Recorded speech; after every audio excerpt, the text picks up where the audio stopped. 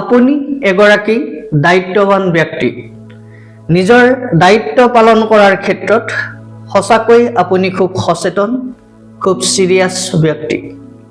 কিন্তু তাৰ পিছতো কেতিয়াবা আপুনি দায়িত্ব পালনৰ ক্ষেত্ৰত দায়খৰা, পালমৰা বা দায়িত্বক ইগনোৰ বা এভইড কৰি চলিব বিচাৰে নেকি?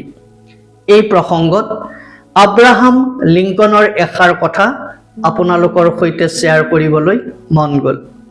লিংকনে কৈছিল, you can not escape the responsibility of tomorrow by avoiding it today.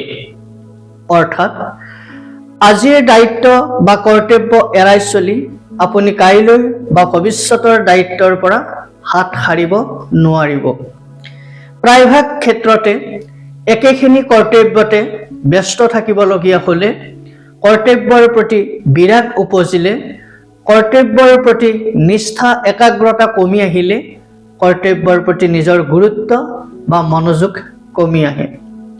প্ৰতিটো কৰ্তব্যৰে একোটা সুকীয়া দায়িত্ব থাকে।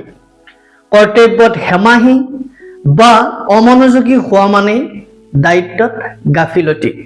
ফলশ্ৰুতিত আজিৰ কাম বা সমস্যা আজি সমাধান নকৰিলে সেইবোৰ ভৱিষ্যতে আৰু ডাঙৰ হৈ সন্মুখলৈ আহি পৰে।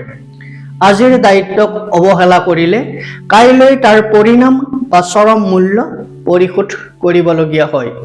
শেষত লিংকনৰ চিন্তাৰে কওঁ, নিজৰ দায়িত্ব বা কৰ্তব্যক অলপো অৱহেলা নকৰাকৈ, কিঞ্চিতো অমনোযোগী নোহোৱাকৈ আজিৰ কাম আজিয়েই শেষ কৰক আৰু এটা দায়িত্বশীল ব্যক্তি হিচাপে নিজৰ পৰিচয় অটুট ৰাখি সুন্দৰ ভৱিষ্যতৰ দিশৰে জীৱনটোক আগুৱাই লৈ গৈ থাকক।